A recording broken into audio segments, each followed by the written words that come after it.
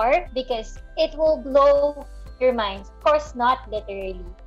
So, before we start, we would like to hear from the audience.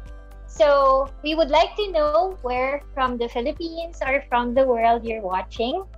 Can you please type in your greetings in our chat box? Please mention from where you are watching. Can you do it now?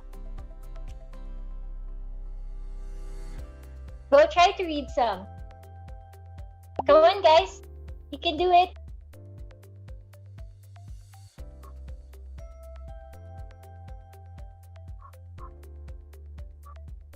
I hope you can hear me. Can you all hear me?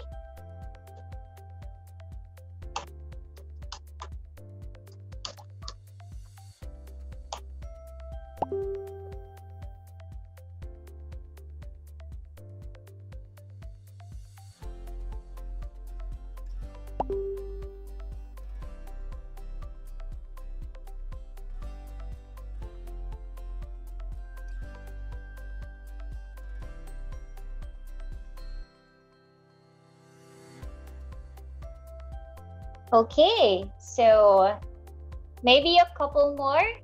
Go on, guys. You can type your greetings now. Greet your friends, your classmates, or your co-architects, and please invite them to watch today's webinar. We still have a few minutes.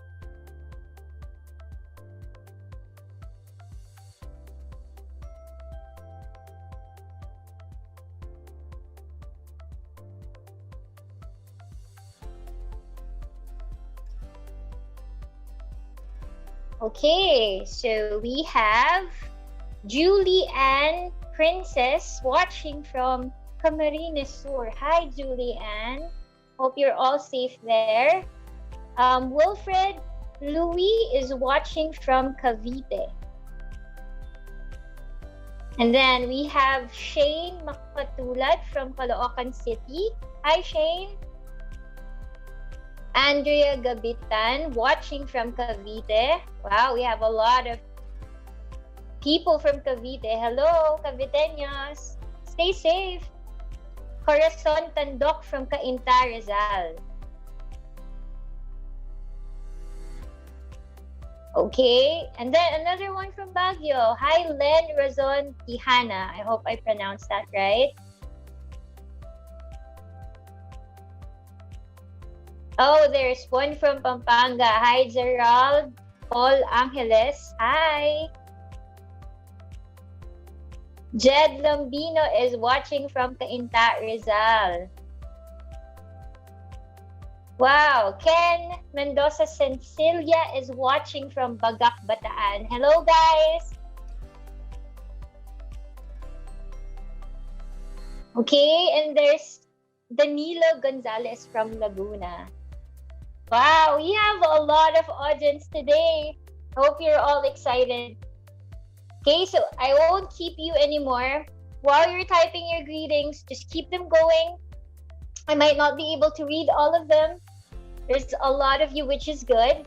But let me present to you our house rules first. We just have 3. So the first one is, if you get disconnected, please feel free to just come back to D+C FB page. We are live there. So until 5 o'clock or later than that.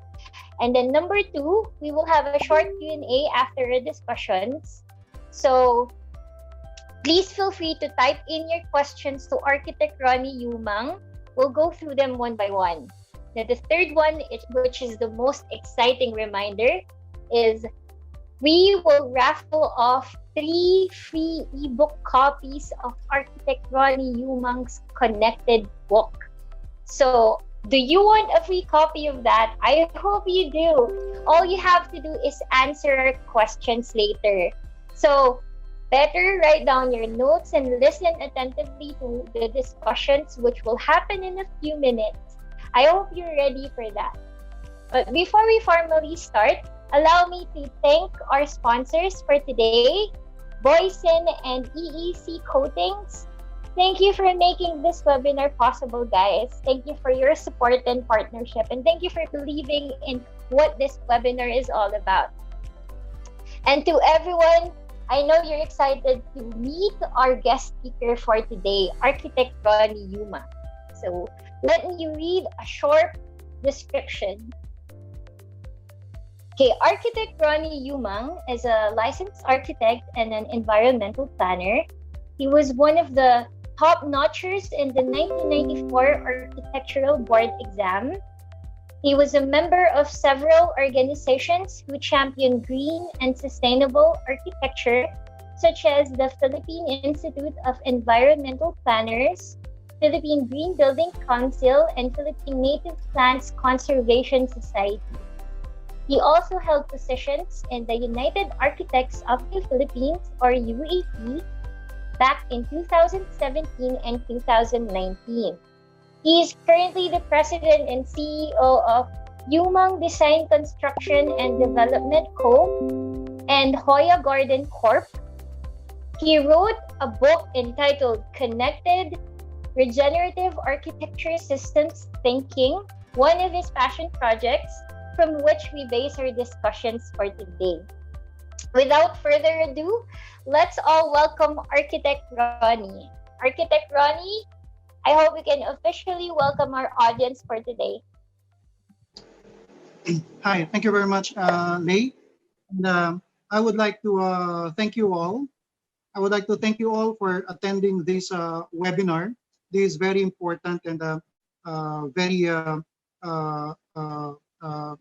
very dear to me because from the very first time, I would like to congratulate you, by the way, for taking this very first step and of learning about regenerative architecture. and understanding further what regenerative architecture really means. And I assure you that this discussion, this very topic, will really change the way you think about creating architecture.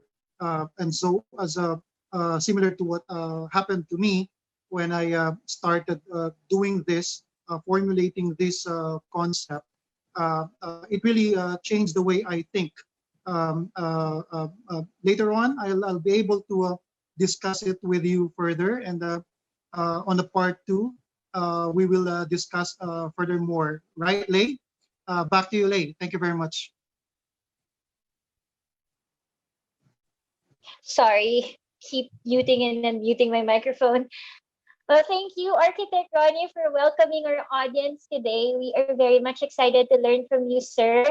I've gotten the privilege of reading your book in advance, and I'm really excited for our audience to feel the same excitement that I felt when I was reading it. So I hope our audience, you are all seated comfortably, sipping your choice of drinks, because we recorded this webinar for you. We did this because we know that sometimes we have connectivity problems, so we just want to make sure that we won't get cut off. So I'll be asking our moderator now to play the video. Enjoy watching, everyone, and see you after for the Q&A. Let me bust out the ultimate question that everyone is probably asking themselves right now. What is regenerative architecture, and how is it different from green or sustainable architecture? Architect Ronnie, could you explain further? Okay, thank you very much, Ms. Lei, for inviting me here for the Regenerative Architecture Systems Thinking Masterclass. I'll be glad to share with you the wisdom of regenerative architecture. For your first question about the difference, the distinction between green and sustainable models with regenerative architecture, well, I would like to define first what is sustainable development according to the United Nations definition.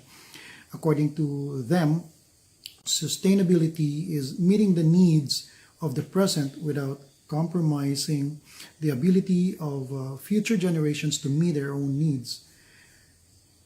It is the intention to reduce and completely eliminate the negative environmental impacts through thoughtful designs, while green building is the practice of creating structures and using the processes that are environmentally responsible and resource efficient throughout a building's life cycle. Of course, this includes efficient use of energy, renewable energy like solar energy, reduction of waste, a good indoor environmental air quality, the use of material that are non-toxic, consideration of the environment in design, construction, and operation, the consideration of the quality of life of occupants in design, and the adaptation to a changing environment. The concept of sustainability has been a buzzword for almost several years, three decades actually, and it was actually abused by a lot of commercialism. For over 32 years, since 1987, sustainable development has been held up as the fundamental response in addressing the Earth's changes in climate. But instead, we have had ever more pollution and biodiversity loss.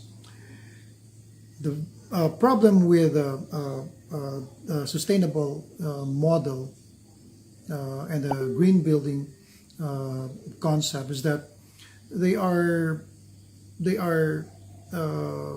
actually doing only about reduction of the use of resource, while regenerative architecture and whole systems thinking replenishes what was consumed or damaged as caused by humans or natural calamities.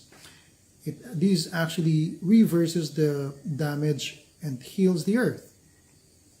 This is actually more resilient organically because the basis of its strength is the ecosystem. Eventually, it will contribute, if not totally become, an abiotic component of the natural living systems.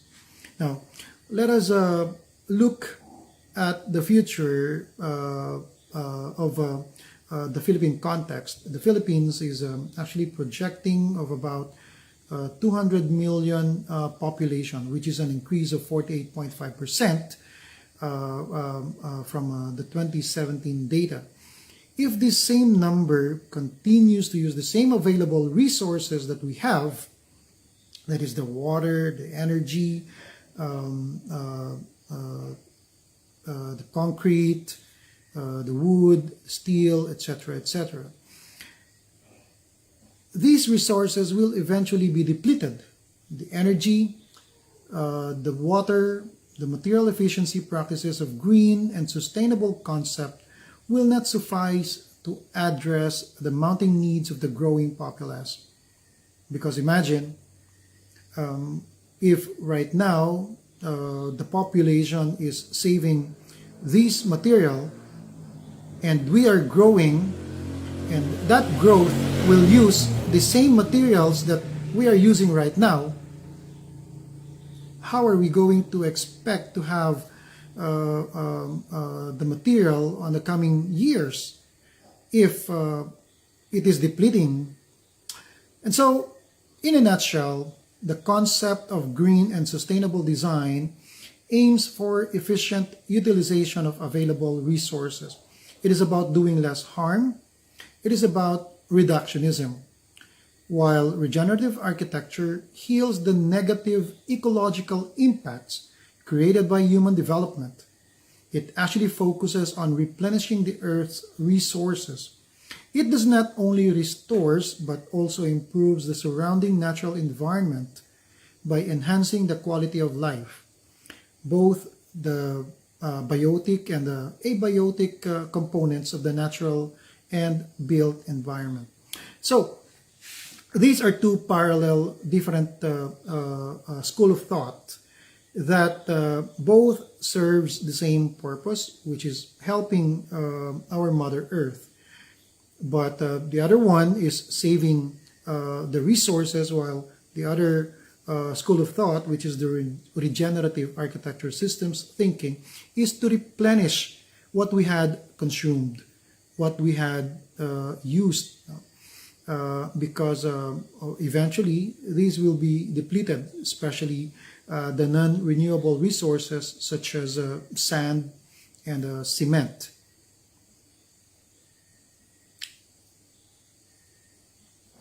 Thank you, Architect Ronnie. That's very clear now. So, to summarize some points from what you said, green architecture is all about reduction or consuming less. Meanwhile, regenerative architecture is about healing the damages that is brought about by malpractice of architecture. I hope I got that right. I hope you're also writing down your notes, audience. So let's move on to the next question. How important is regenerative architecture in this day and age? Architect Ronnie, can you cite specific world problems that can easily be mitigated through the utilization of this systems thinking? I would also like to note that in the first section of your book, you mentioned something about a very disturbing reality, a possibility. You even termed it as the sixth mass extinction of life called Anthropocene. I hope I pronounced that right. How possible is Anthropocene in this lifetime? Okay, thank you very much, Lei, for your question number 2. How important is a regenerative architecture in this day and age? Humans have become actually a geological force. They're so dominant that it propelled the planet's ecosystem's decline, such as the carbon dioxide emissions and sea level rise, the climate change and the global mass extinction of species, it's really scary. These such things will lead, the scientists called these as the Earth's sixth major extinction, which is after the five major extinction, we are now towards an epoch, a new epoch, which is called the Anthropocene. The humanity's significant impact on Earth and its ecosystem is so profound that marked a proposed geological epoch. The new epoch was proposed to commence actually during the post-war period of the mid-21st century.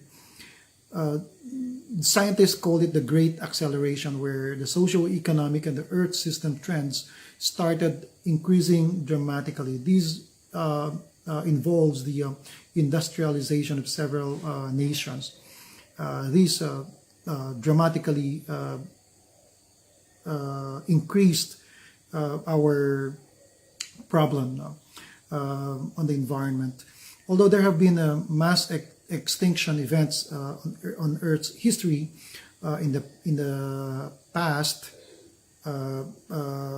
but these are only triggered by natural causes like asteroids and volcanic eruptions, while this one we are facing, the Anthropocene, this is the first time a single species, humans, has caused such destructive effects on the natural world, and yet they had an awareness of doing so.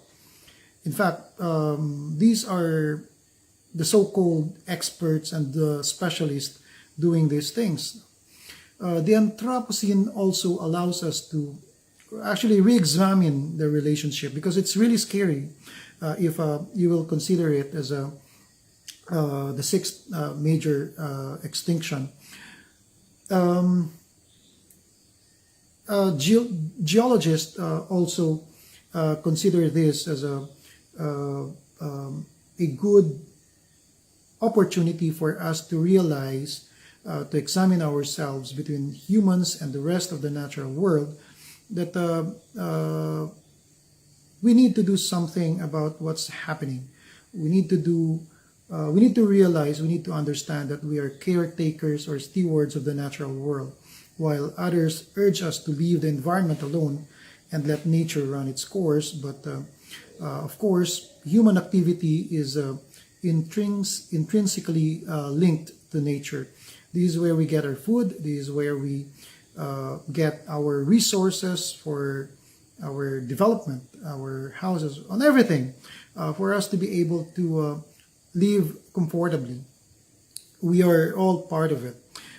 From the land we live, onto the resources we use, to the trash we throw away, everything we do is tied into and impacts significantly our surrounding. The concept of the Anthropocene underlines this fact by defining the environment based on the interactive effects of our influence. The only question now becomes how we can shape our activities so our impact on the environment is intentional and leads to meaningful outcomes. Perhaps the most importantly, we have this, as I've mentioned earlier, we'll have self-awareness of the impact of our activities.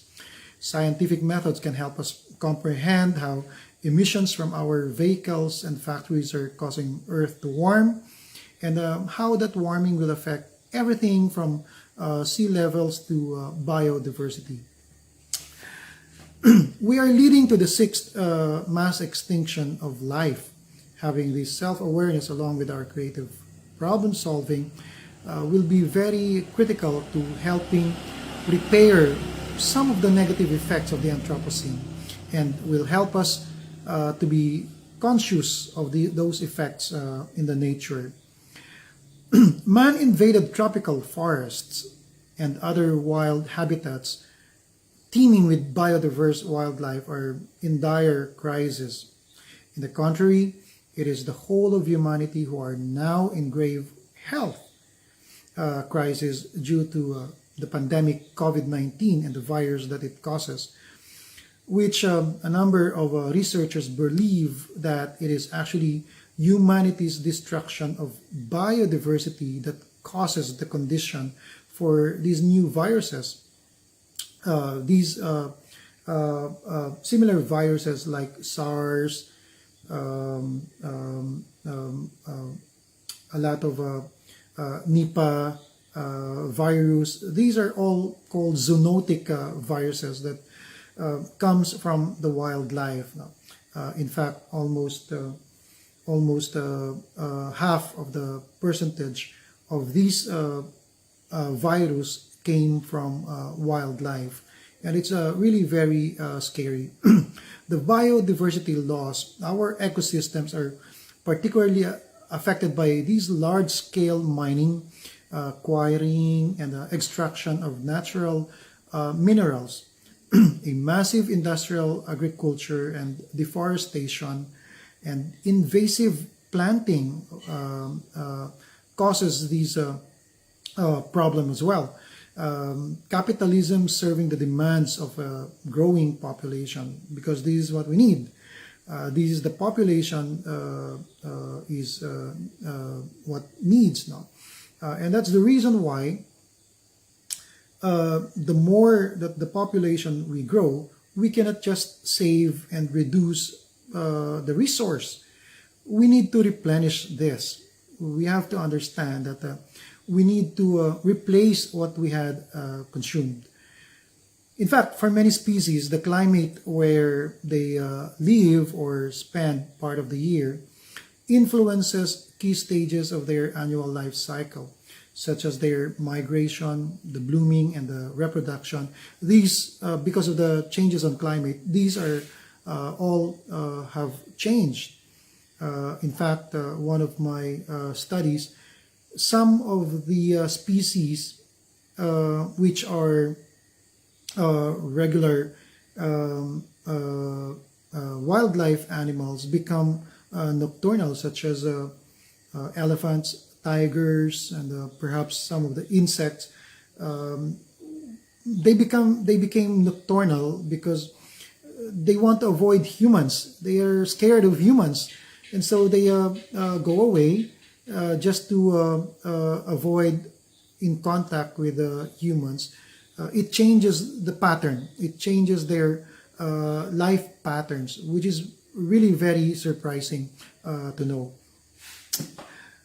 The estimated flora and fauna total population of around 8 million, including the 5.5 million insect species as recorded, has a rapid loss of about 10 to 100 times higher rate of global species extinction compared to the average natural extinction rate of about 10% for the last 10 million years. Only this period, this happened. Evidence also shows a chilling 500,000 of the 5.9 million terrestrial species are threatened due to 30% reduction in habitat loss. This is really alarming because of this habitat loss. And so ecosystems are really vital to sustenance of life, the employment and the economic gain of humans. This is where we rely our day-to-day lives now. In this case, our situation has radically changed. We are, since we are on the threshold of the Anthropocene, a new epoch therefore requires a new approach, a new paradigm, a new kind of thinking. The architect's rubric of utilitas, firmitas, and venustas, which exist for several centuries now, several years now. This is what we've been using for the longest time, but the time has changed. This is not what we only need right now. This involves also the environment. And so I realized that there should be an inclusion to this thinking, which is the oikos, or the ecology. The oikos will, of course, will become the most important aspect of this thinking. Everything will be directed towards the ecology, because the way we create architecture before is we have a different problem before. We have a different situation. And our situation right now requires us to think of what will be best for the environment and the humans as well. Because since I have mentioned earlier, humans are a very important part of this process. In fact, we need to reconnect and realign ourselves, being the species that knows, that has the brain to think. We have the capability, we have the ability to do more than other species, and we are far more intelligent with other species. And so we need to understand how to realign ourselves, which leads me to the concept of the biocentrism. Before, what we do is we create magnificent structures. Buildings are actually a static edifices that remain the same over decades or even centuries, interacting very little with our environment. The architecture of the past and up to now is a standalone structure, and continues to become an artifact. Its amazing iconicity in the parametric architecture that we're doing, the landmark architecture that we're doing. These amazing iconic buildings may be a magnificent feat of humans, what we can achieve, but to whom is it valuable or beneficial? Who is going to benefit from it? Are we humans going to benefit from it? Or will the environment benefit from it? Or are we ruining, are we destructing more because of these kinds of architecture that we're doing? We are losing habitats and biodiversity faster than it can restore itself. The global numbers of environmental decline are increasing exponentially. This natural capital is the hidden cost of economic development. We measure our economy through GDP, but then we do not measure these natural resources that we are destructing, where we get our natural services. Humans race to build magnificent structures and mega cities at an alarming rate. We perpetuate the idea of a world dominated by human needs and influences. We disregarded the fundamental idea that man is nature. Unknowingly or knowingly, we continue to ignore and take away other living organisms on the equation. This actually resulted on the collapse of the equilibrium of the ecosystem. Because of the human centrism or anthropocentrism, we believe to be the central problematic reason for the rapid decline of the Earth's resources. We focus on the supremacy of man. Humanity continued to assert superiority, keeping himself on top of the pyramid of the food chain, which referred to as egocentrism. He refused to recognize the intrinsic value of other living beings and their environment to the extent that they allow insensate exploitation and destruction of life forms purely for human convenience and profit. We are even happy killing other wildlife animals.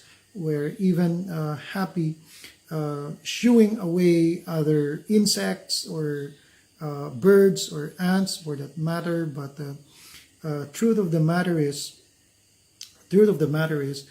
humans are not important. Ants, termites are far more important on the cycle of life, on the ecosystem. No? And yet, humans are the ones, the primordial reason in destructing this environment. Which leads me to an argument about over-consuming our resources, over-exploiting our material, like concrete, the cement, the sand, and the gravel that we've been using. Earlier, I have mentioned about the green building and sustainable concept. We had these LEED certified buildings, such as the ones in the Bonifacio Global City and other progressive cities that we have. These are LEED certified buildings that are really amazing in the way they set up the highly technologically advanced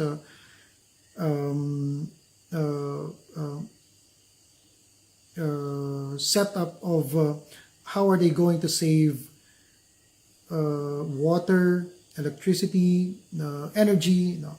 How are they going to become smart buildings? How are they going to measure every what do you call this? Every material that they're going to use. But truth of the matter is, majority of the materials that was used for these structures is concrete. Like for example, the high-rise structures can actually generate about 80,000 cubic meters of concrete. You can convert that into how many structures are they building, and you will have a very good number how many tons of cement and sand have been used, quarried, mined in order to build these kinds of structure. And so after that, we will be saving resources, while on the other hand, we are destructing the environment. So it doesn't really make any sense to me that how can this structure be called sustainable? We cannot isolate the use of concrete in the immediate coming years, but in the decades to come. But the supply chain will start to decrease because, as I have mentioned earlier, these are finite resources. Maybe not on our lifetime, but eventually. The earth literally has limited resource for humans. We cannot overconsume. These materials, such as sand, are limited, and we cannot have this in the next 200 million years. We may have a lot of sand in the desert, but these are different kind of sand. These are rounded kind of sand, which we cannot use in bonding with the cement. So similarly, remember the story of the tragedy of the commons, we cannot use materials which the way we cannot, the way that we want to. We need to think of the next generation as well. In addition, the e-waste that we are producing, the gadgets that you are using, these of course generates several resource coming from the quarry sites, the mining sites also. Did you know that we are actually, there are 2 billion computers in the world, and we have actually 1.3 gadgets per humans, meaning the gadgets are more than humans, no? We need to understand that having more of this, we are actually getting more resources from other natural areas, such as the black sand, such as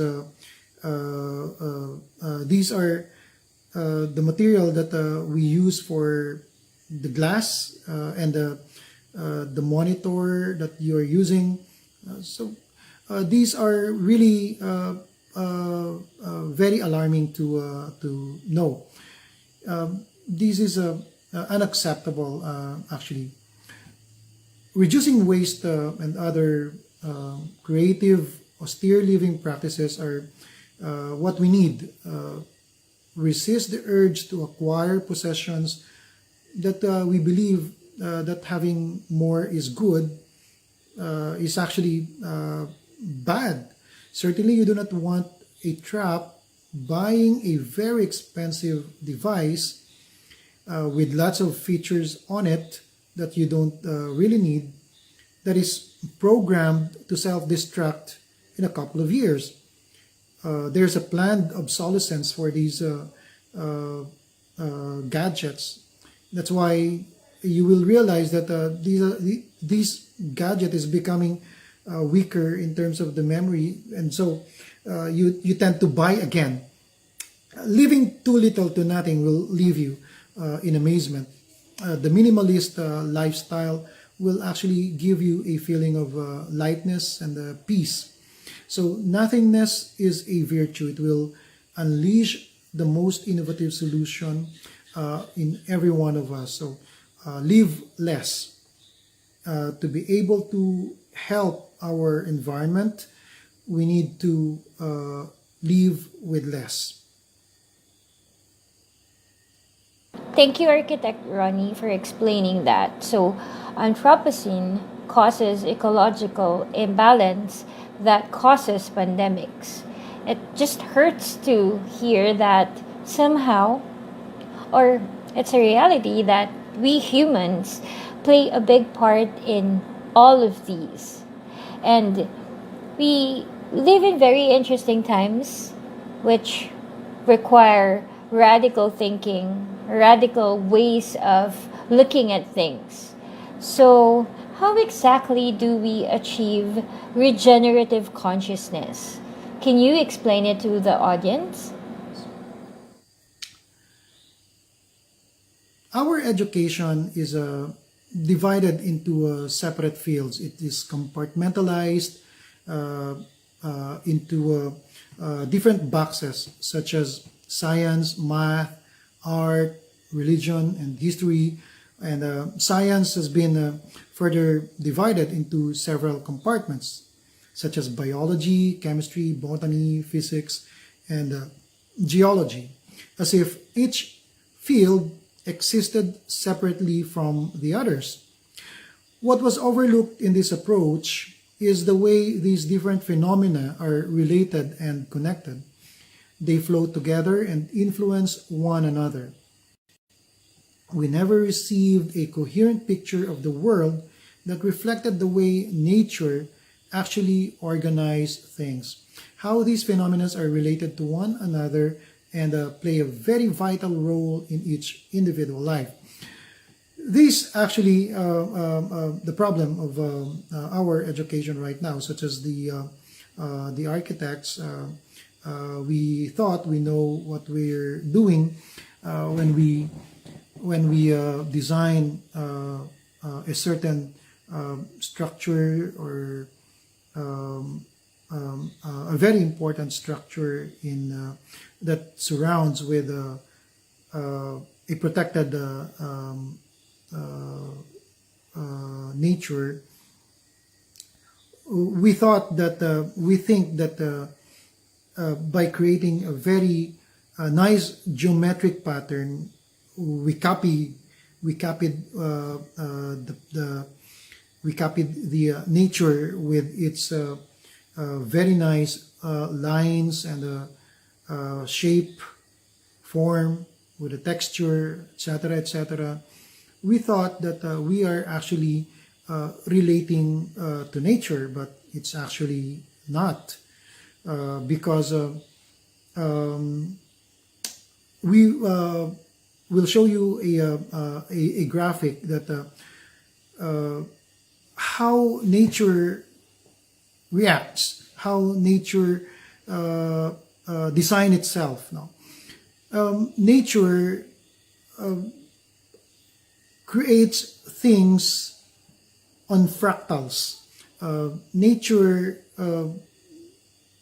create things that looks chaotic to humans, while humans create order which is chaotic to other species, which is in fact this is the very critical gap between man's thinking and the way nature designs itself. We think that by creating these stuffs, we are already related to nature, but it's not.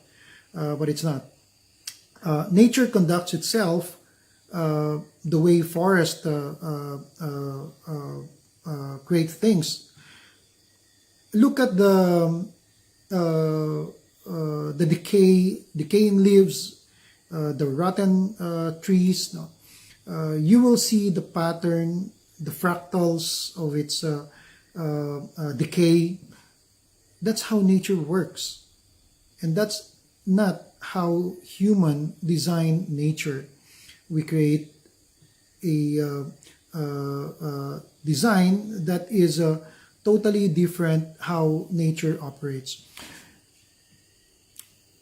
So we should realign ourselves with the rhythms and patterns of nature. It will only be possible having such ecological wisdom. And what is ecological wisdom? Ecological wisdom is the accumulation of knowledge and experience augmented with astute pragmatism. This is the tacit virtue and cognizance of the environment. Some people of the urban populace, equipped with the knowledge of exact science and airtight math, appear to be less connected with the natural environment. This tends to have less places that are tends to have less ecological wisdom. More so, the so-called experts or specialists carrying out projects in these protected areas, places that are ecologically unfamiliar to them, cannot be expected to give the right ecological wisdom. As I have mentioned earlier, like for example, we make a proposal that concrete and steel will be more viable to stand in Batanes. But Batanes actually visited by the harshest of weather, the typhoon that you cannot imagine. this kind of thinking of the experts or specialists that we're talking about will not actually survive there, because they have a different genius loci. They have a different ecological wisdom, which we need to fully understand. Some such as the deep ecology principles by Arnas. It value other beings such as the biotic and abiotic as more than just resources, and hold the traditional idea that the environment exists to serve the superior humankind. This is really in contrary to the concept of deep ecology. The Earth, Arnas believes that the Earth is a self-regulating complex system involving the biosphere, the atmosphere, and the hydrosphere, tightly coupled as an evolving system. So this means that whenever you take out one species or one organism on that cycle, it will disrupt the equilibrium of the whole system. And so this is a very important example, such as he gave example such as the coccolithorp, which is a microorganism that helps in the formation of the clouds,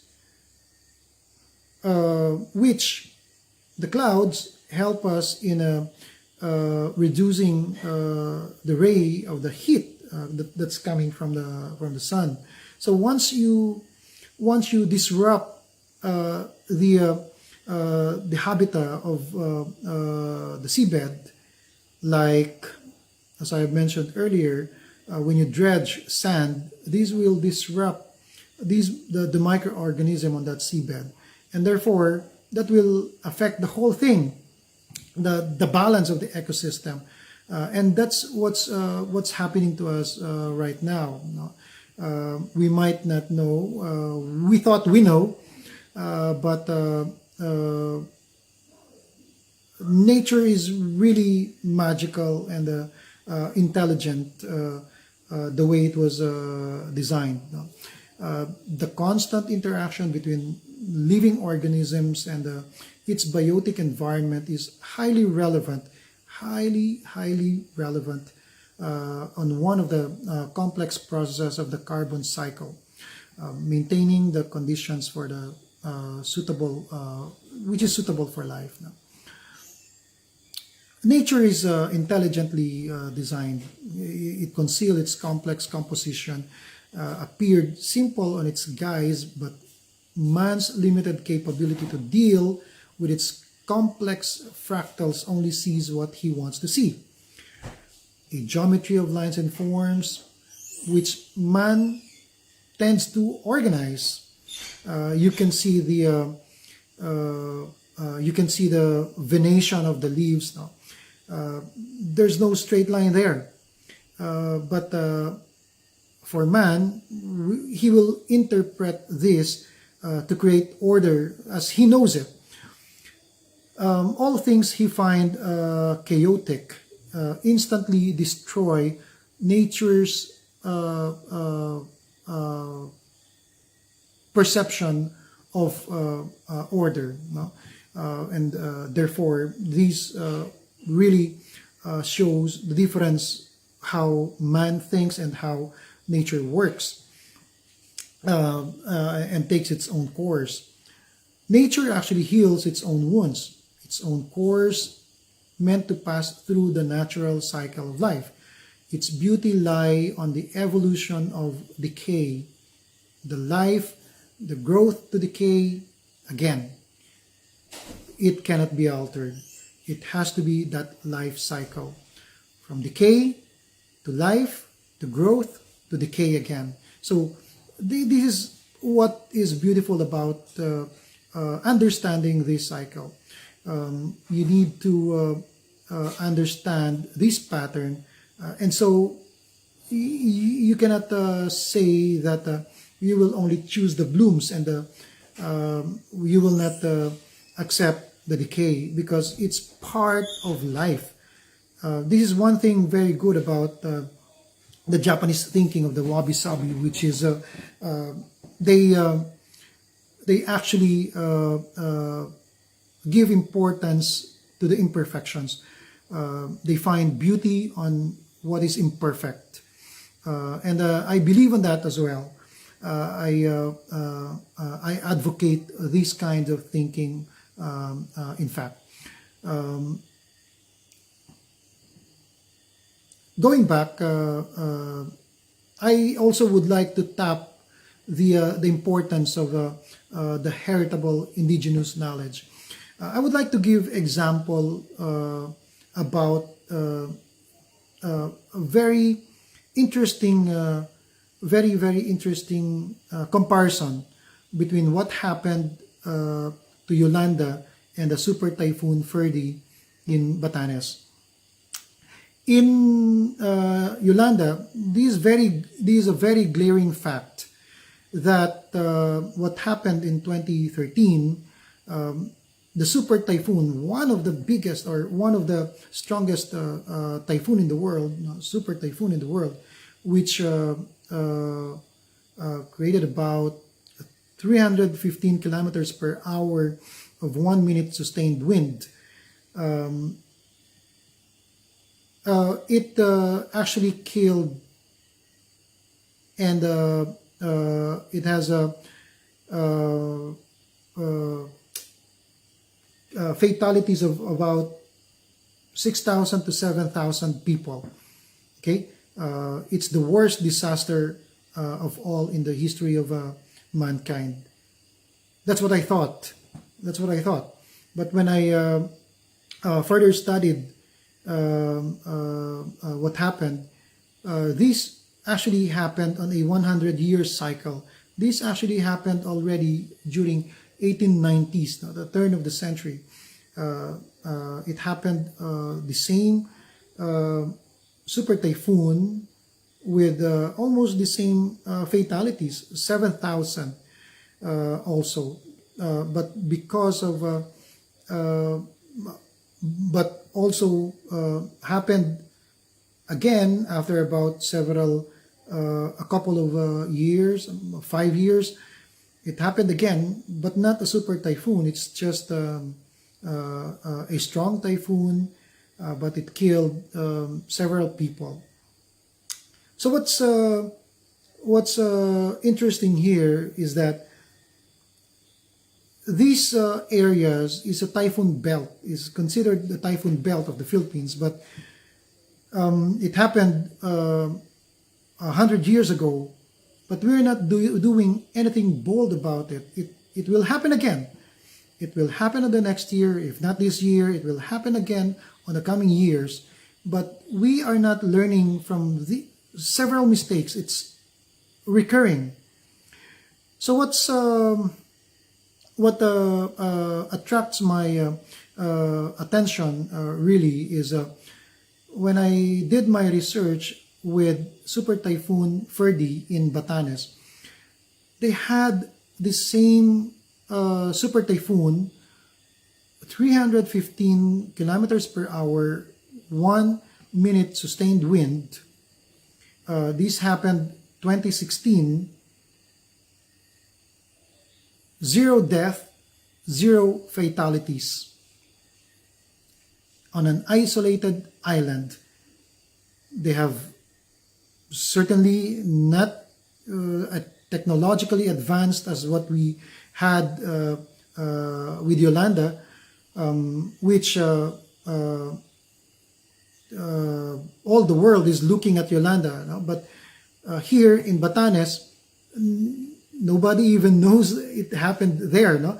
The super typhoon Ferdy. In fact, if not for that research, I will not know that there is an equally strong typhoon happened also there in Batanes. Can you believe it? 0 casualty, 0 deaths. But of course, some of the structures uh, uh, where uh, uh, some of the structures are dilapidated, or the roofs are gone. No? But because of these, because of their kind of cooperativism spirit, which is called the payuhan, they were able to overcome this challenge, and they will continue to overcome the same challenge because of this heritable indigenous knowledge.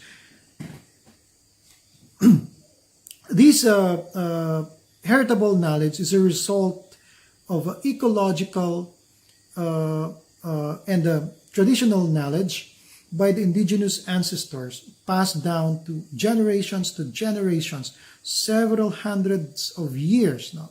So they learned how the environment works, and then they experimented with it. They modify what they believe on it.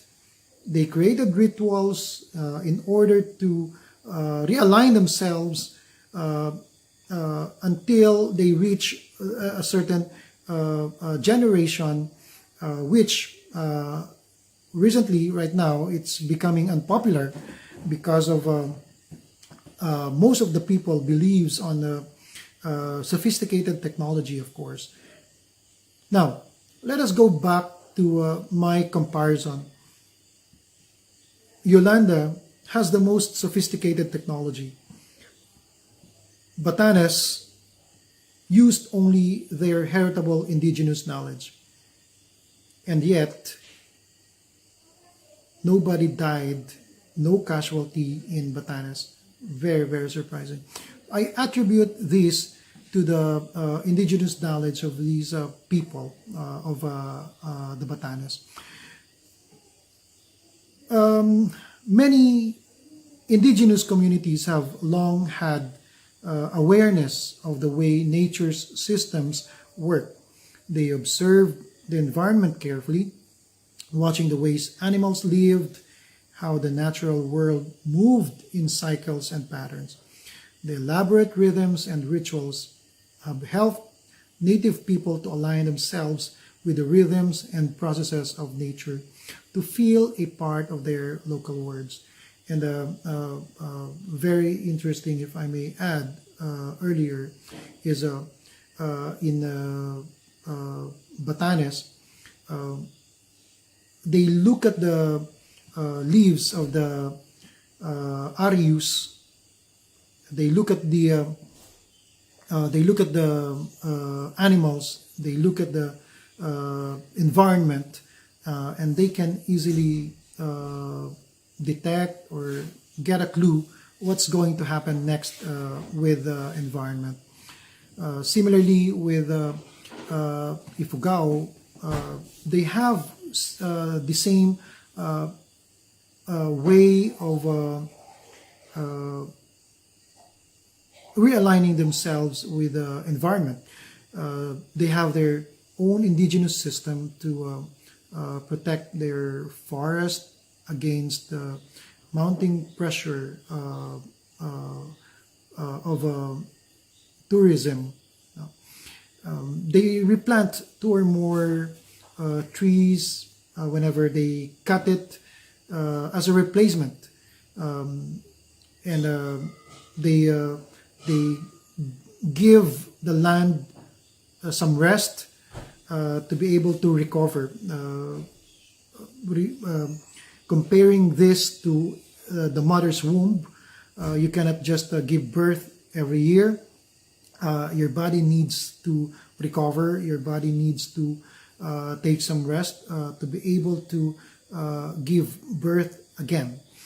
Similarly, the soil needs to have the same capability, and so this wisdom, this indigenous wisdom, is really very vital in order for us to really understand what regenerative systems thinking is.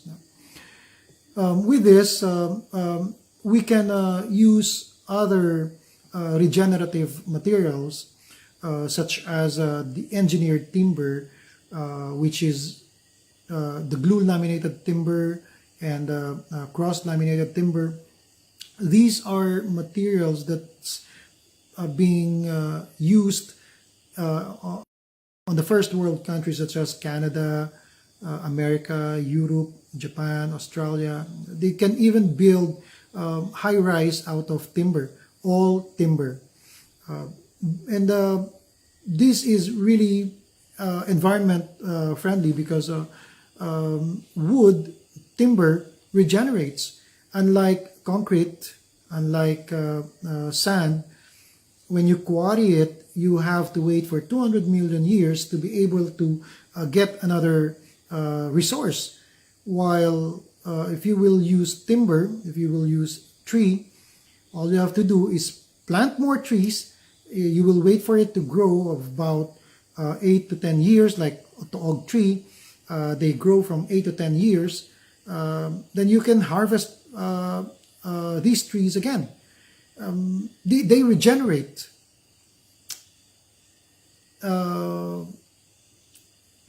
In addition to these material, I try using also rammed earth, which is another renewable materials.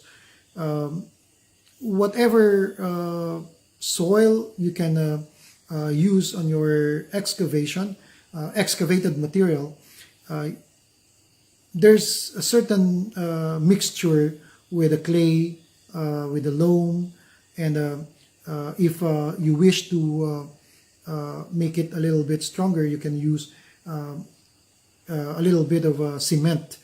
But I tried this on my area, which I didn't even use steel as a reinforcement, and it worked. This really is there's really a notable benefit using rammed earth. Imagine dust. There's no harmful emissions. You can get it anywhere, and it will reproduce. No, it will regenerate. This is the wonder of nature. The branches, the leaves from the trees, when they fall, when they defoliate, you don't need to wash it off. Actually, these are the ones that will give it when they decompose. This is the one that will give it food. No? It will fertilize the soil. The food will go to the roots. Then the roots will go up again. It will reproduce new fruits. So practically, humans are not needed here. Nature can work in itself. That's the really wonders of the nature. And lastly, with creative frugal innovation, the concept of these frugal innovation, which was developed by Raju and Prabhu in India, it provides real practical examples of how we can all learn the lessons of frugal innovation and the concept of prosumers in a way that is both engaging and practical. This frugal innovation comes from the word jugad, or jugad. Innovation has a meaning of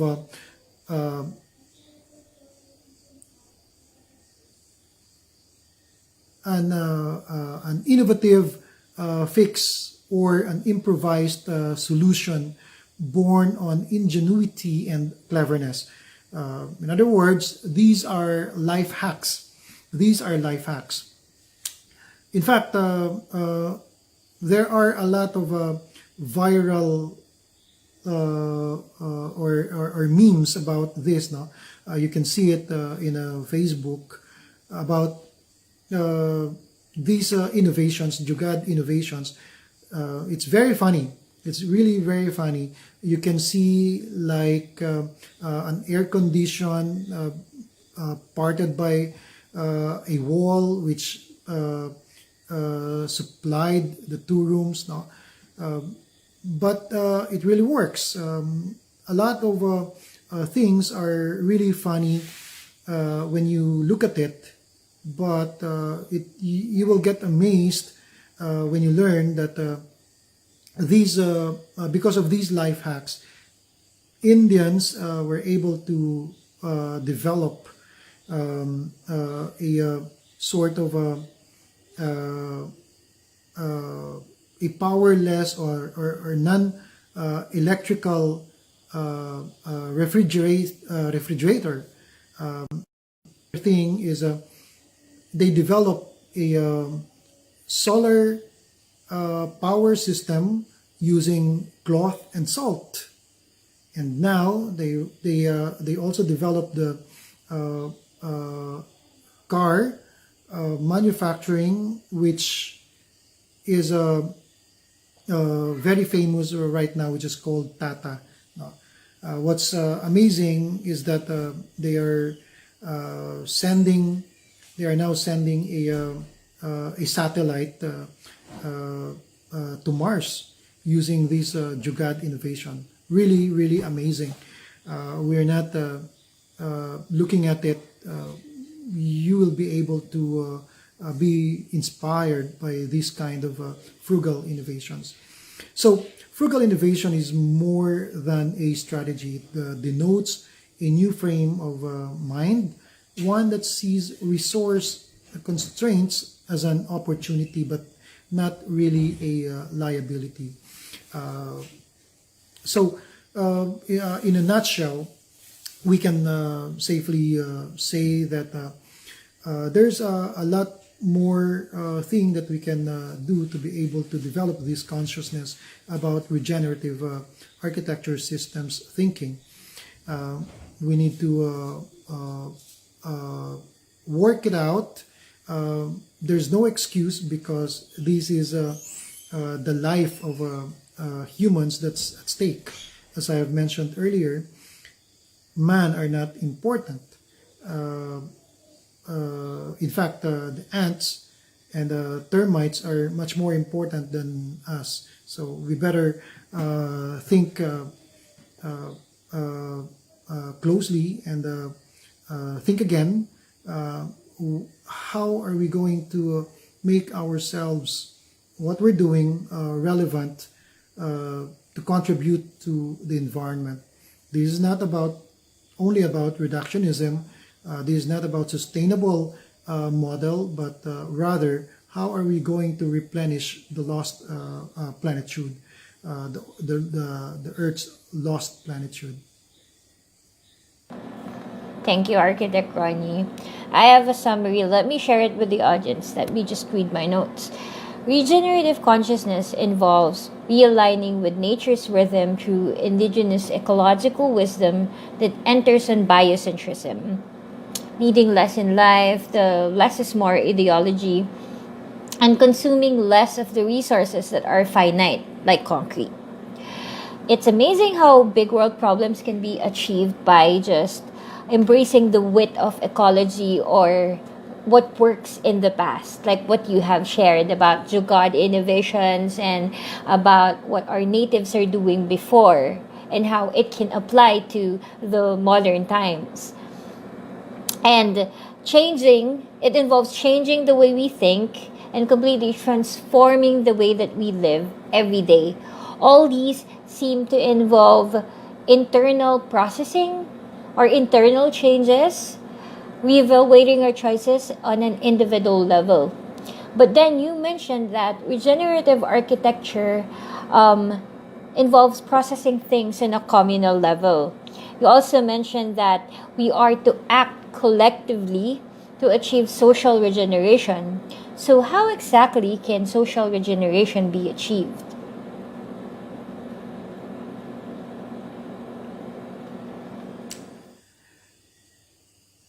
Most developers, if not all, see buildings as necessarily resource-consuming commodities.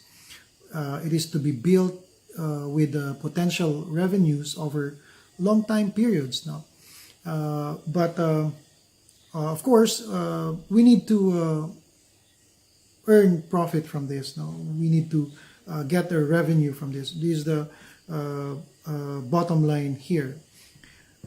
Regenerative design provides a new set of principles to guide design excellence and to realign the old thinking like this to the new culture of holistic regenerative systems thinking. If our law and regulations look after the interest of the same species, the rule that we are following is 30% of open space and 70% of the development area. Now, as I analyze this, who, where, and how did we arrive on this kind of ratio?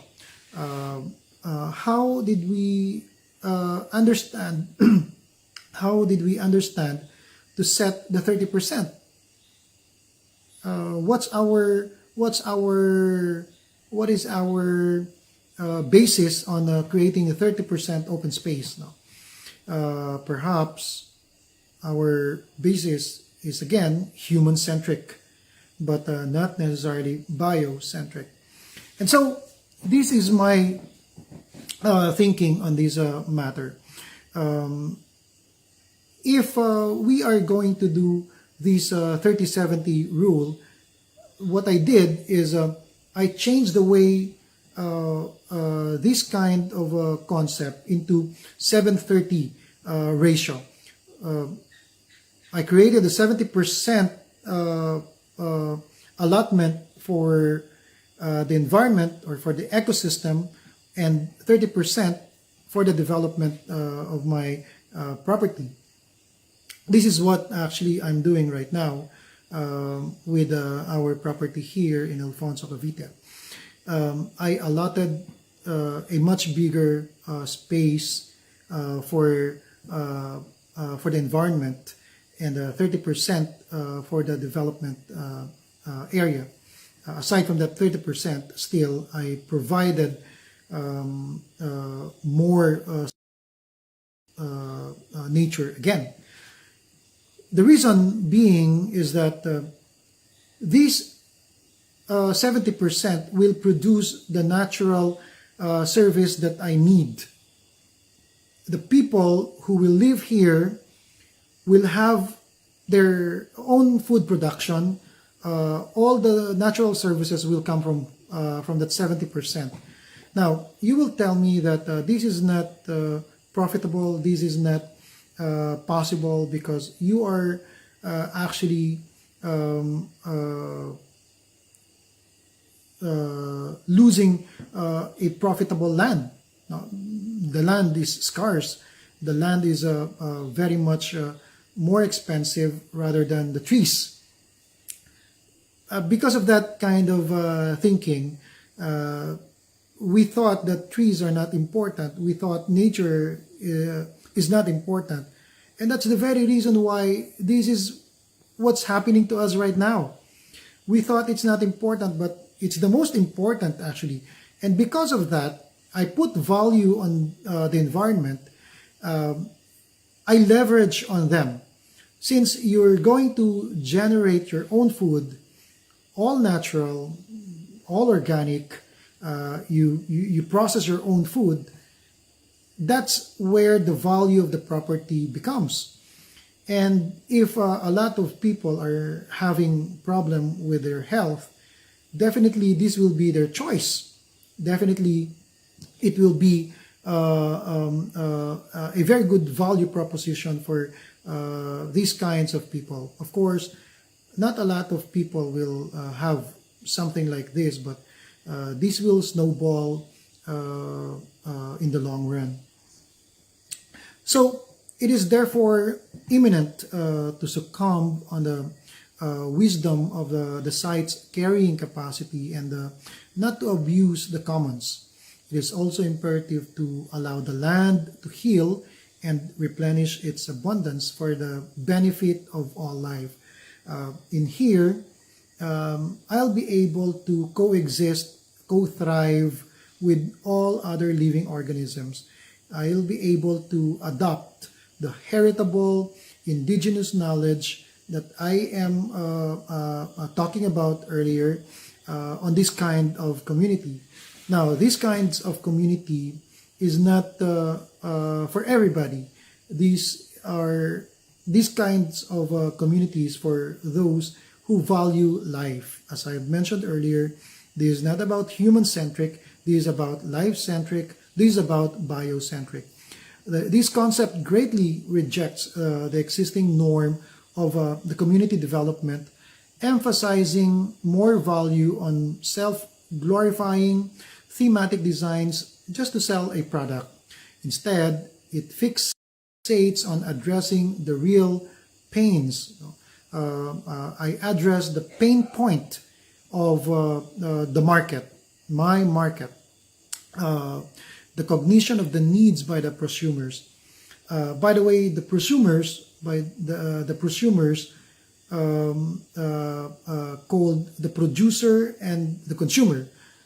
Here is an emerging new term or an emerging new market who wishes to have a more value for their money.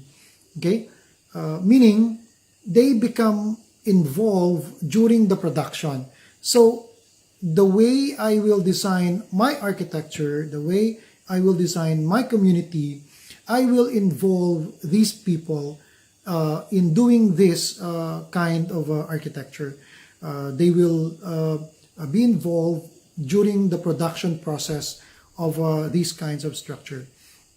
In this case, I'll be able to lower down my cost. They will be able to save money and they will be able to have value for their money. They'll be able to do whatever they want. They'll be able to achieve the same goal as I am doing. The system of construction lean towards modular and flexible in direction. So this will allow maximum flexibility. This method eliminates or diminishes the depreciating value and replaced by a future value by establishing the so-called planned obsolescence. Now, how am I going to do this? This planned obsolescence that I'm talking about is highly important to identify the end-of-life cycle of the structure prior to designing the details and specification of the structure. Usually, our structure during the end-of-life cycle, let's say about 50 years, it doesn't have value anymore, but the land has the value. Now, what I want is for that house to regenerate again, to be able to utilize, optimize, upcycle the same materials. And so I value modular and prefabricated timber or steel, which I will be able to use again after a certain period of time. Like for example, 25 years or 30 years, I will regenerate that material again because of the planned obsolescence. Of course, there will be materials that you won't be able to use again, but it's far more better than having 100% not reusable. No? So I'll be able to create a community that is that has value, new value, rather than the kind of community that we have right now. And of course, this is not utopia. This is what you call regenerative. The emerging prosumers that I am talking about earlier is more of the do-it-yourself kind of thing. We can expect a significant rise of prosumers, which is coping up the post-pandemic stage right now. People, as I have mentioned earlier, will look for more value for less. They will live less, because of they will value their health more. Customers will find ways for their creative jugad innovations.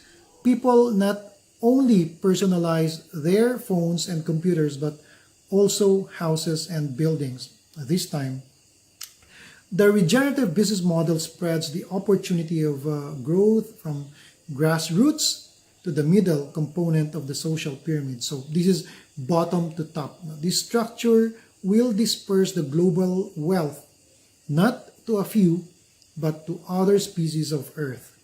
Empowering the bottom to top methodology will mitigate the probable improbable, as mentioned by Nicholas Taleb.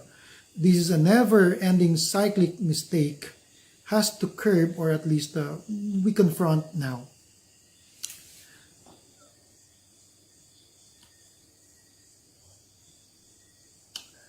So it is at this point that we need to understand the greatest lessons that that unfolds. Now, man really needs nature, and nature does not need man.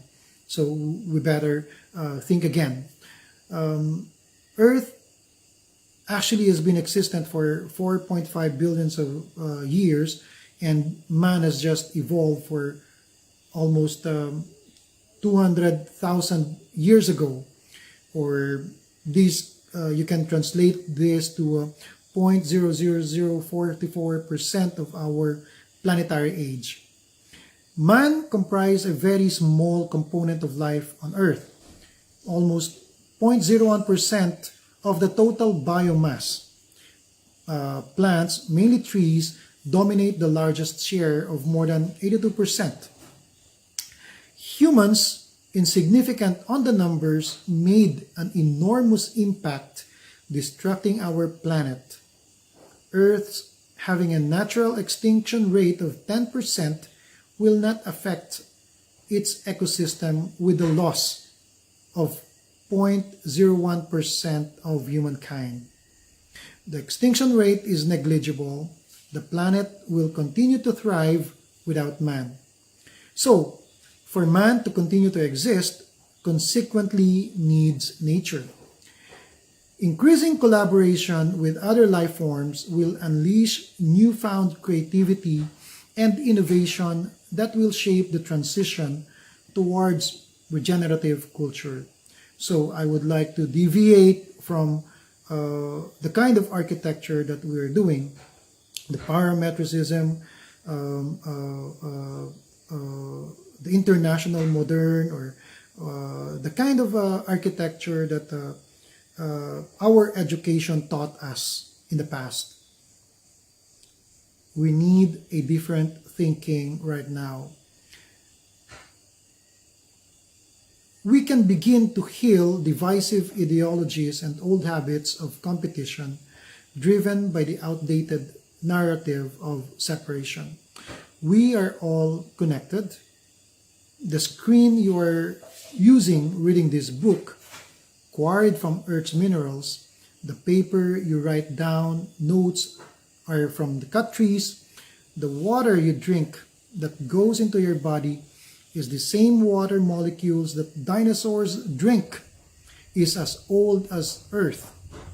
The trees in the forests, the insects that surround you, the air that breathes through your windows, the birds outside, the cobwebs and dusts, and the moon and other planets in the universe, they're all part of us, and we a part of them. Stop and take some air. Remember once again that we are all connected. Let us roam the earth and regenerate. Thank you very much. Thank you, Architect Ronnie, for a very mind-blowing discussion of regenerative architecture. That is a very refreshing truth that for man, for us to live comfortably, we need to work with nature and align our practices with nature's rhythm. That's very, very refreshing. And we achieve that through connectedness.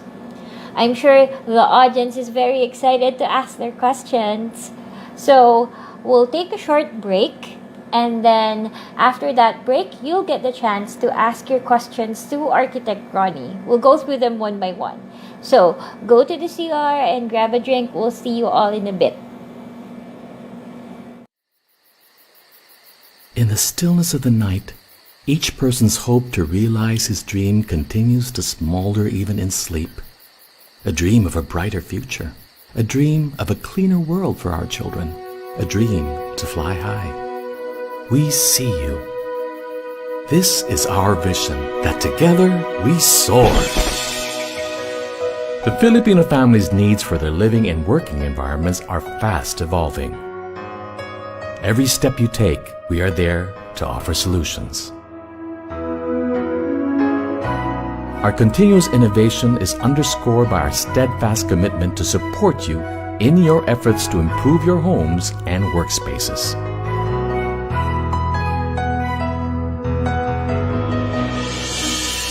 Our facilities adhere to the highest standards in the industry. Our zero-generated wastewater program is the first of its kind in the Philippines. A closed production system for minimal dust dispersal ensures a cleaner environment. We value excellence, and our people are proof of that.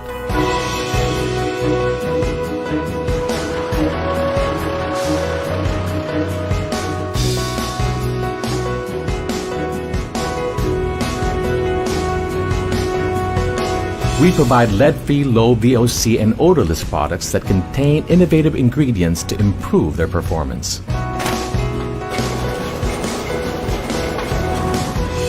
Products with antibacterial protection technology ensure that your family is shielded from potentially harmful organisms. We feel you. We have created strong international partnerships to give you products with your convenience in mind. Like paint with Teflon surface protector technology for walls that are easy to clean.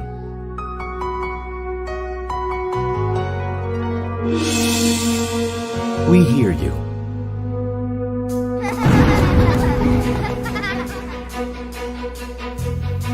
For the rainy season, our water-based roof paint will protect you, and you can rest in the knowledge that you and your loved ones would be safe in a dry haven when the heavens pour.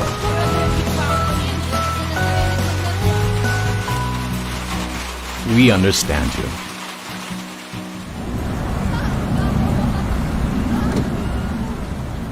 We have a heat-reflective roof coating. It keeps surface temperatures cool, which brings down your energy costs. Our water-based paint provides excellent hiding. You need less, so it saves you time, effort, and money. We care for you. We are one with you in building a cleaner environment for your family. We gave the world the first air cleaning paint with crystal-active photocatalytic technology. We share the Filipino spirit of wanting a better future for our families. We celebrate your milestones with you. Whether together or apart, as long as you are aspiring for a better tomorrow, we are there at your side.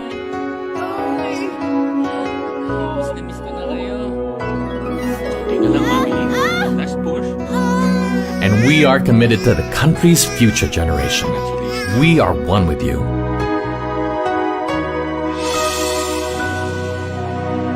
We support deserving students and provide them with the means for an education.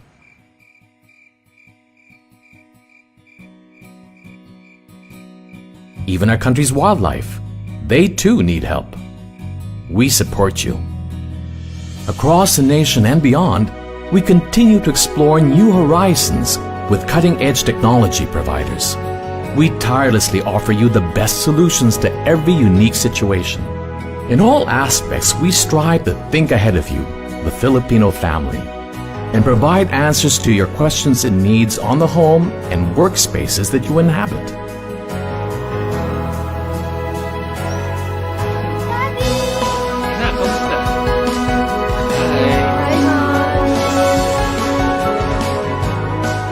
We are explorers in our world. We are innovators in our craft. We have been your partners since 1953, and we are committed to continue understanding and serving your needs. Because we are Boyson.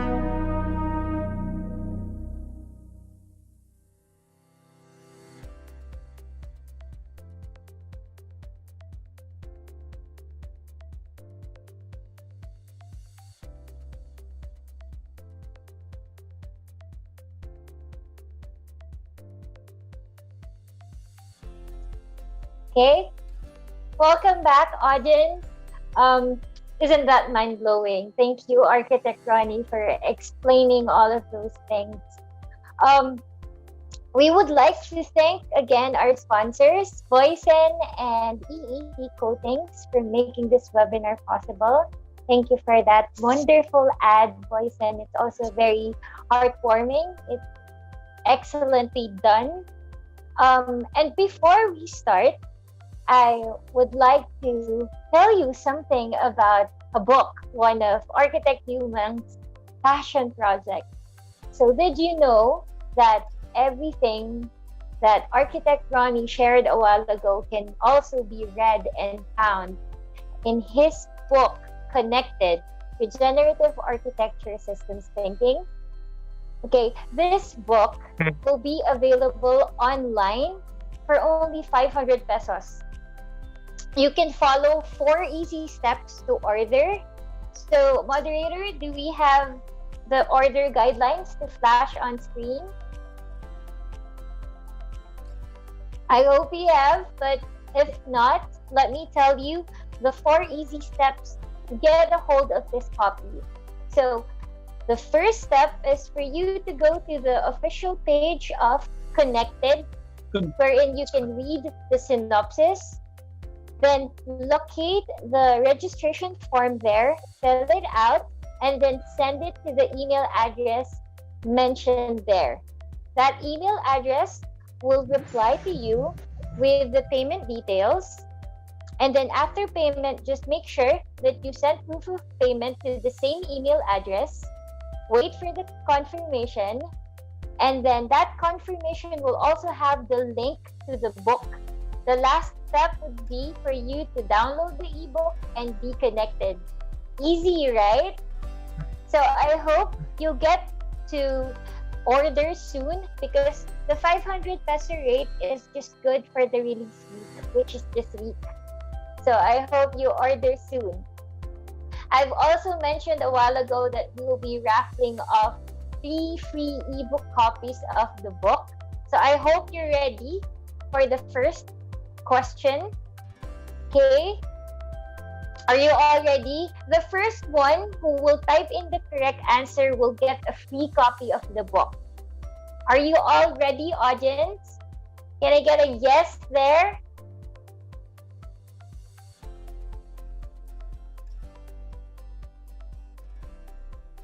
Okay, I'm gonna ask Sir Rex to monitor the chat box so that we will know who answered first. The first question is,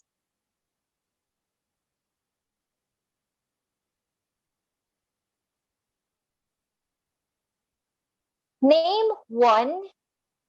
Architect mentioned 2. Okay, you just need to name one. Name one way to develop regenerative consciousness. You can type now.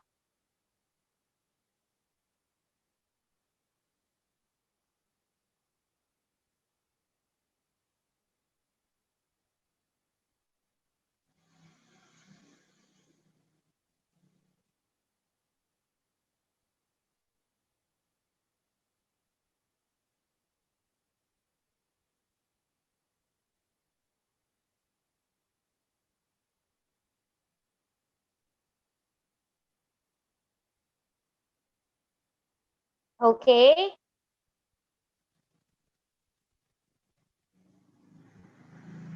Sorry, I have 2 screens. Sir Rex, do we have a winner?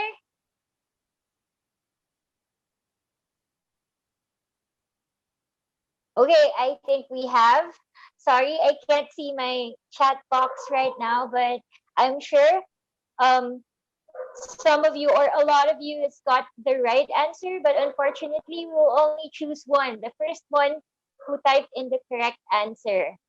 So, one of our staff from D+C Magazine will be contacting you soon and we'll be sending the free ebook copy via email. Thank you for joining. We still have two more, so please stay tuned. Okay. Okay, I think we can now start with the Q&A. Architect Rani, are you ready? Yeah, I'm ready. Okay. Very excited because we've wrote down some questions a while ago. Architect Rani, while you were discussing, um, a lot of people have already typed in their questions. Very, very interesting questions. Unfortunately, we won't get to ask all of them because we have very limited time, but we'll try to tackle the earlier ones one by one, and then we'll have a live Q&A. Okay, I have a question from Miss or Mr. Voltaire Z. Samsa. His question is related to the previous question on Anthropocene. So the question is, thus regenerative architecture in the era of Anthropocene enjoin us to return to life in the sense of its vitality with less human intervention, or a kind of life that we envision for the future, but which we cannot envision without technology. Unfortunately, there is no path to the future without negotiating with the acceleration of technology that is contributory to the Earth's deterioration. Thank you for that very wonderful question, Mr. Yeah. Voltaire. Architect Yuma, can you answer Yes. that? I agree with the question as well, and it's a really very interesting question actually. But I would like to pose also with the same question with that question. The very reason why we are in this situation is because of technology. That is the very reason why we are having this problem. Actually, if you look at it, because of the great acceleration that's being called by the scientists, no, because of this situation, we develop a certain technology to improve human lives, but not all the lives. No, so this becomes a problem. Only the humans, because of this thinking, the human-centered thinking, we improve the comfort and the convenience of humans, but not all the life. And so we disrespected other lives, and that is what disrupted the chain of the cycle of life. It ruined our ecosystem, and that affects us. No, as I have mentioned earlier on the discussion earlier, that we have to remember that the statistics, the figures that I gave, that humans are not important on the cycle of life. In fact, ants and termites are much more important on the cycle of life. But then, how are we going to use this technology? I think there's another question earlier that we cannot live without that technology. No? I think this can combine both answer to the question.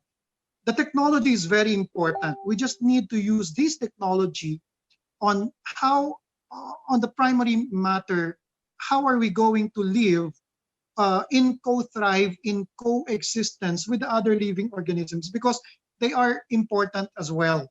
If we will disrupt the cycle, this will affect us. Look at what happened to us right now, the pandemic, no? the global pandemic. Because of these, one of the research, I'm sure you will argue with me also with this, some will say that this pandemic is caused by a biowarfare, but I believe this is caused by a problem with the intrusion with the wildlife. No, let us go to that argument as of the moment. Because of this situation, because of the SARS, because of the Nipah, because of other zoonotic problems, no, we have this pandemic, we have this problem also that will create problems for humans. No? It can actually wipe out the whole of humanity. And so to answer that question again, technology is very important. We just need to use it very wisely because humans have the intellect, the intelligence to do so. Let us use this technology to be able to survive life, not only humans, no? Because we are part of the system. We cannot disconnect ourselves from these other lives. No? I think I was able to answer the question, Lei. Thank you, Architect. Down to our second question. So we have here a question from Architect Mike Guerrero. Hi, Architect Oh yeah. Mike. Thank you for joining us today. Anyway, he was asking, he commented, awesome, Architect Yumang. His question is, how would you relate regenerative architecture to integral ecology? Maraming salamat po. Keep up the good work, sir. Thank you, Mike. He's one of my idol, actually. Yan ang mga idolo ko eh. Anyhow, to answer that question, Sir Mike, no, how are we going to have that integral ecology? Very, very nice. In fact, that is the very heart of regenerative architecture. That is the very reason why I created regenerative architecture. For one, we need to go back learning from the indigenous wisdom because of this ecological wisdom that I mentioned earlier about how the Ivatans and the Ifugaos realigned themselves to the rhythm of their environment. No? They were able to understand more the environment. No? What's happening with the weather? I mean, when was the last time you understand why the ants are building up ant hill in front of your house? When was the last time you understand why are they looking for new house or new food in your house? Bakit sila marami nandyan? Ano, ha? When was the last time you understand why are the birds flying so low? We are so people nowadays, the new generations are, shall I say, ignorant of these ecological wisdom. But truth of the matter is, Ivatans are looking into this seriously because it can save lives. As I mentioned earlier, the very good comparison with the Yolanda, which has a very sophisticated technology. All the eyes of the world are looking at them, right? But nobody's looking at Super Typhoon Ferdy in Batanes. But look at them, zero death, zero casualty. So I give full value on the heritable indigenous knowledge. Now, this is a very important thing. While my answer earlier, while looking forward to technology to be able to address the life of other living organisms, we should not forget also looking back on our indigenous knowledge or ecological wisdom, okay? Because we need to understand that technology is created by man.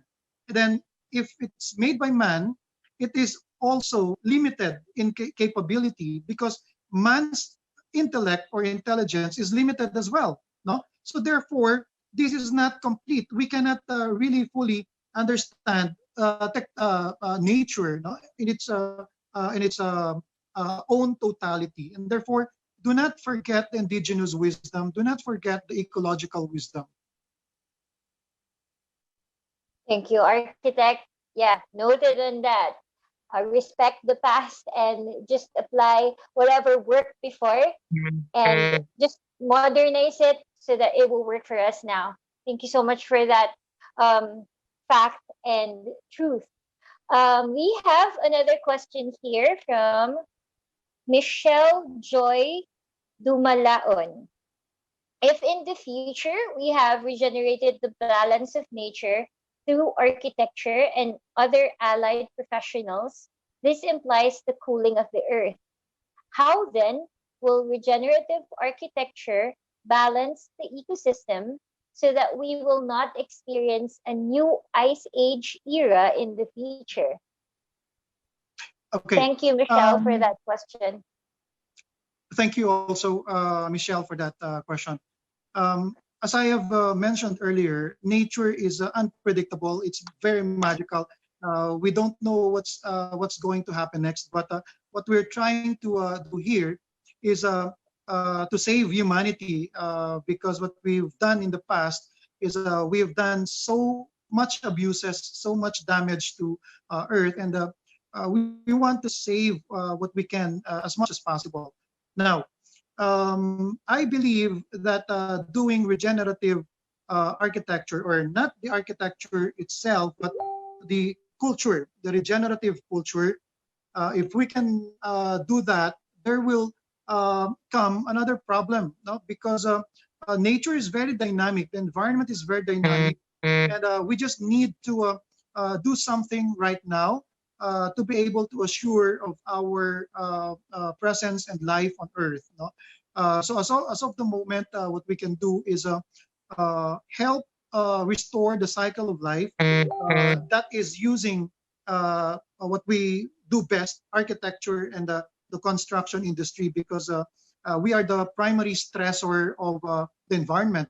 Stressor means we are the ones doing the damage, mostly the damage on the ecological system. And so if we can do that, at least we can slow down the pace of the problem. We can assure that humanity can restore its presence on Earth. No? Because of these, what's important is Anthropocene. We acknowledge the problem. If we can acknowledge the situation, we can be honest on ourselves that this is really the problem. Humans really is the problem. We can do something on it to be able to have longer life on Earth. No? That's it, Lei. Thank you very much. Thank you. I hope, Architect, you're down for two more. I tried to combine some questions because they're very related. Yeah. So I have questions here from Emmanuel Alcantara and another girl asked about Marilyn Abelia. Where the question is, where in the Philippines may we find structures built based on the principles of regenerative architecture? Can you cite places or specific projects or development, Architect? Yeah, very good question. Usually that's also the same question that I always receive. Do we have regenerative architecture here in the Philippines or in the world? Actually, I have seen none, but except for the indigenous communities. Now, these are the structures that I see fit to the label. But in all honesty, I'm not after the label. I am all after what we can do to be able to replenish the resources that we have consumed. But going back to the question, looking at the magnanimity of indigenous communities like the Ivatan houses, the Ifugao houses, because whenever they build structure, they consider replenishing the resource that they consume.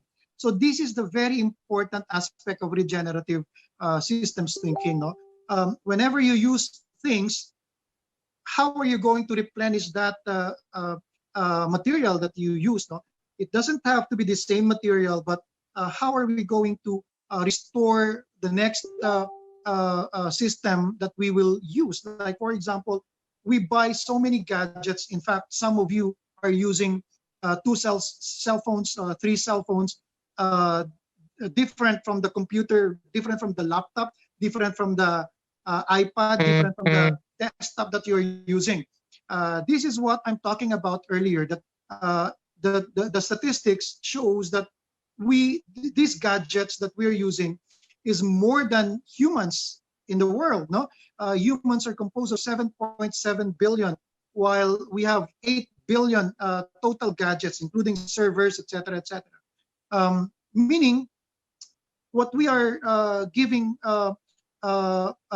towards, we are giving more wealth to a few people, like Jeff Bezos. We are giving wealth to Google. We're giving wealth to Apple. No, but the problem is they are. This will lead to eventually, according to Nicholas Taleb, no, the Black Swan theory. This will eventually lead towards the collapse of the our society, the economy, because there are only a few people who's handing this wealth, no? And that's the reason why we need to disperse this wealth. And I am proposing the prosumer economy, so that people will get involved in creating things. People will get involved on doing things, no? Not for a few people, not for a few billionaires or trillionaires. Remember, if you buy more of these gadgets, who's going richer and richer? And so the disparity is becoming bigger and bigger, no? With the rich of the richest and the poorest of the poorest, no? So we want to avoid this. Actually, these people are the ones ruining the environment, because you demand for it. You demand more cell phones. You demand more iPad. Okay, so if we can think of something that just because of one iPad or one gadget will suffice for us to use, no? But the problem is these people are creating the planned obsolescence that I'm talking about. And so you have to buy a new set of gadget again next year. And the people are succumbed to do this because their gadgets are going out of memory. I'm experiencing the same problem. We need to stop this problem as well. So these are not about architecture per se, but on a holistic thinking. What I'm talking about is, if you live according to what you have on your front yard or your backyard, these trillionaires and billionaires have nothing to get from you because you are living on your own. No? You are practically living with whatever you have on your house or your community. Thank you, Lei. Thank you, Architect Ronnie. I have another very interesting question here. Let me just locate that. There. This is from Iesa Monte. She's asking, how do we apply regenerative architecture in a community, subdivision, barangay scale in Metro Manila? Which is related to another question here. How can we apply regenerative architecture in our country where commercialism is a top priority? So that's from Sol Novi. So I think Right. the two questions are related. Can you answer those? Yeah, I think the last question about commercialism and the neoliberal capitalism, I was able to answer that earlier, but We'll may I talk about answer that. the first one? How are we going to apply regenerative architecture on the city or the existing communities? No, nothing much that we can do about it, but remember, these communities are also reliant on the environment and the ecosystem. I would suggest that you plant native trees. No? How many of you seen dragonfly in your communities? How many of you seen alitaptap in your communities? No, these are getting extinct. These species are getting extinct because we are trying to shoo them away. Because the development before, because of that kind of thinking, is creating the 70-30 ratio of development. This is what I'm talking about earlier. Where did we get that 70% and 30%? Just because you want to have an open space, you dictate 30%, no? But without really thinking about the carrying capacity of the environment, without really thinking about the carrying capacity, capability of the ecosystem, we just declare 30%. That's for you. That's all we can give you, right? Without really fully understanding the ecosystem. These are the ones that I'm talking about earlier. These are specialist people. These are experts that we so-called experts earlier. And this is the very reason why we are on this situation right now. No? We are on the situation that we are about leading towards the Anthropocene. So this is a huge, huge problem. So going back, we can start by creating on our front yard, backyard, instead of us having a sloping roof, perhaps we can have a deck. So we can plant trees there, or not trees, but we can plant vegetables, we can plant the food. Imagine this pandemic taught us a very good education, right? We cannot rely on the food from very far places. We need to plant on our own, perhaps fences,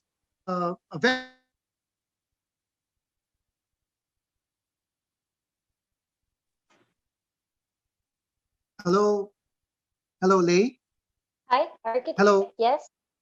Yeah, Hello. you're I'm still sorry, connected. I got cut. No, but in any case, It's okay. going back to what I'm talking about, we utilize the very small spaces that we can just to be able to plant food, no? Kasi we have no supplies at the time because of the lockdown. So this is the very importance of which is what is really important to our life, right? Food security. It's that's the most important thing. So we need to realize that the next time we design our structure, we design our architecture, we need to understand how are we going to replenish the resources that we had consumed. Okay, so we are going back to that cycle.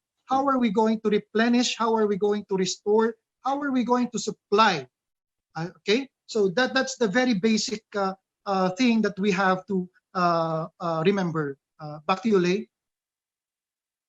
Thank you, Architect Ronnie. We still have some questions coming in, but I think these questions can be answered through the part 2 of your webinar. So for those who asked or typed in those questions, don't worry if Architect Ronnie won't be able to answer today. I hope you understand we're running out of time, but all of these will be included. Some of the topics that can answer your question today will be included in the part 2 of this webinar series. So we will be announcing the details of that part 2 after the quiz. But right now, let's just do a very short commercial break. And after, please be ready. We'll be giving away the 2 free ebook copies of Architect Humong's Connected ebook. So we'll be asking 2 more questions. I hope you're ready for that. But after this, please watch this. How do you face your problem when the problem is your facade? Expensive facade lifts are not necessary with the Construct range of products. Use Construct Permaplast to correct surface imperfections. Apply with high-performance acrylic skim coat for that even and smooth concrete surface.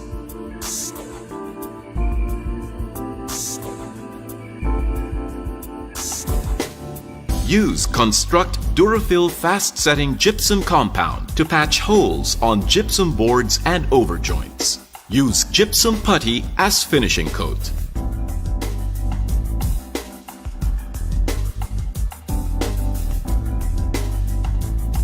And use Construct Tileworks all-purpose tile adhesive to install and fix ceramic tiles on horizontal or vertical concrete surfaces.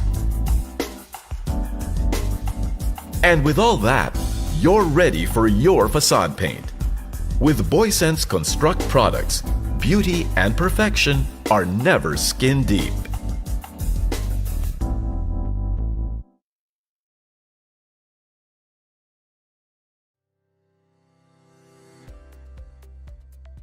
Thank you, Boysen. Thank you, EEC Coatings, for making this webinar possible. We really appreciate your support and your partnership.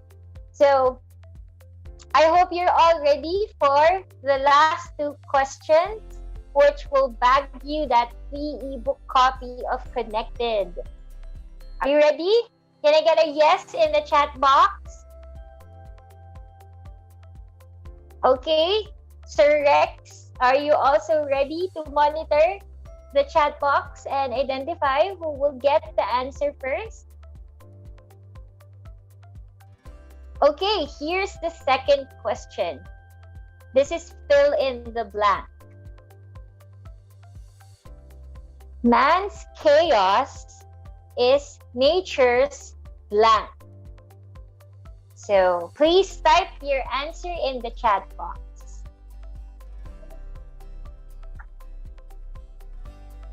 I repeat, man's chaos is nature's blank. Please complete that sentence.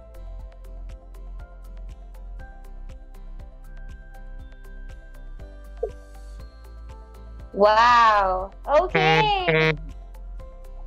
A lot of people got it right, but unfortunately, we can only have one winner. So, Sir Rex, please contact and announce the names of the two winners later.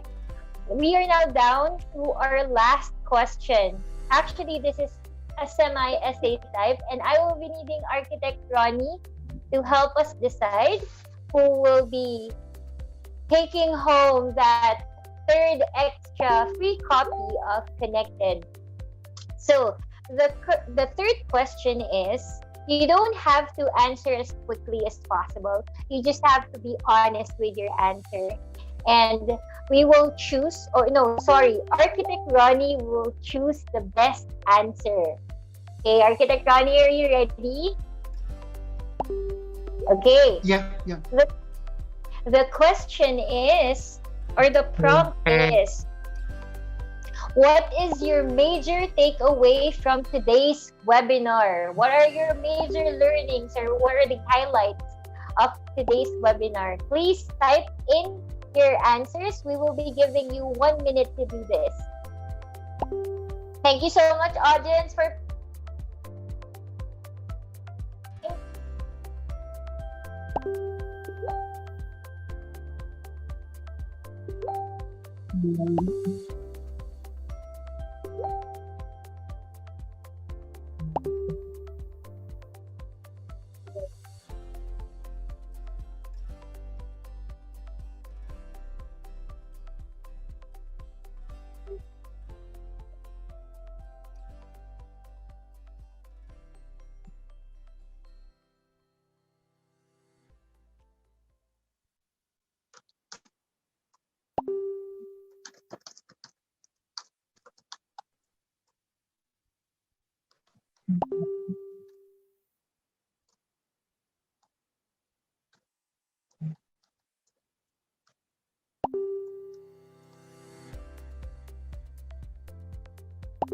Okay, last 30 seconds.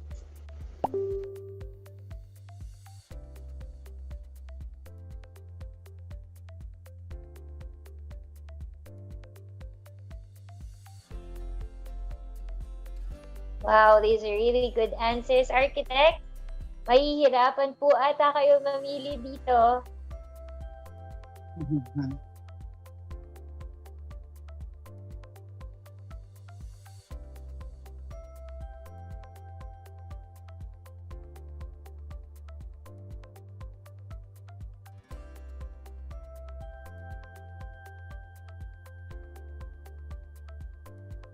Thank you for these answers, guys.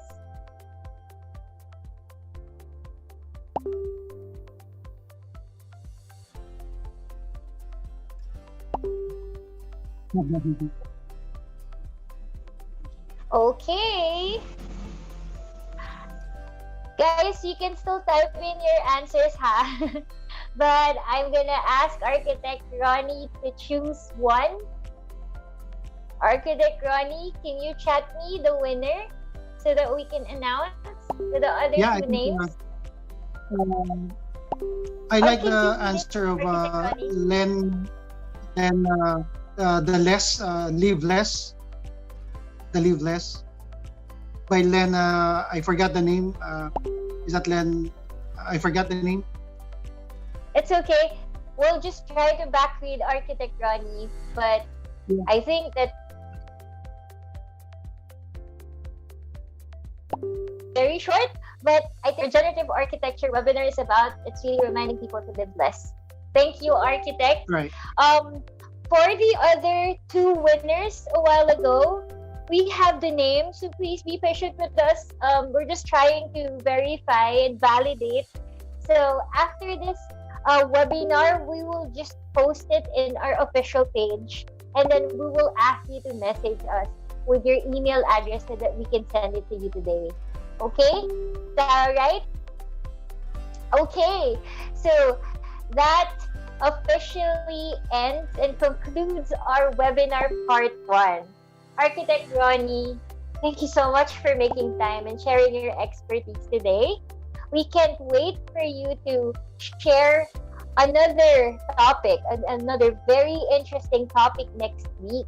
So can you share to the audience what you will be discussing next week? And maybe a few words to leave them. Yeah. Thank you.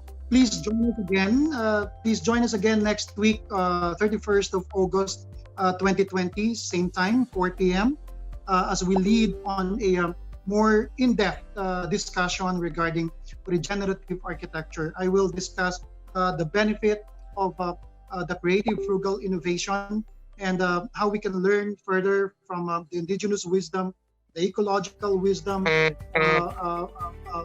with creating new communities, and how do we benefit from planting and keeping more native trees and keeping native species together, to be able to realign ourselves with the rhythms of nature, similar to what indigenous people are doing for generations, several generations of years of generations. How do they keep on maintaining this? We have to keep this alive. We have to keep this knowledge alive. This will really help us on understanding nature. We need to understand this. Please do not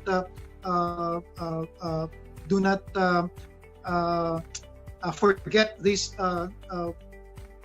lessons from our ancestors, because these will lead us to the future of humankind. Thank you very much, Lei. Thank you very much to our sponsors as well. We hope to see you again next week. You will learn more. Thank you very much, po. Thank you very much. Thank you, Architect. So before we formally end this, I have the names of the winners. So we have congratulations to Lena Abay and Aya Almasco. You got the answers for the first two questions right a while ago. Lane. Okay, Lena or Laney. Sorry for the pronunciation, but please message us with your email address so that we can send you the copy. Thank you so much, everyone. Thank you so much, Architect Ronnie, and to our sponsors. Thank you so much. We'll see you next week for that masterclass. So I hope you'll be ready for that. Please mark it in your calendars and invite your friends, other students, other architects. Thank you so much. I hope you have a nice dinner with your family. Good evening, everyone. Bye, Architect Ronnie. Thank you. Bye, everyone.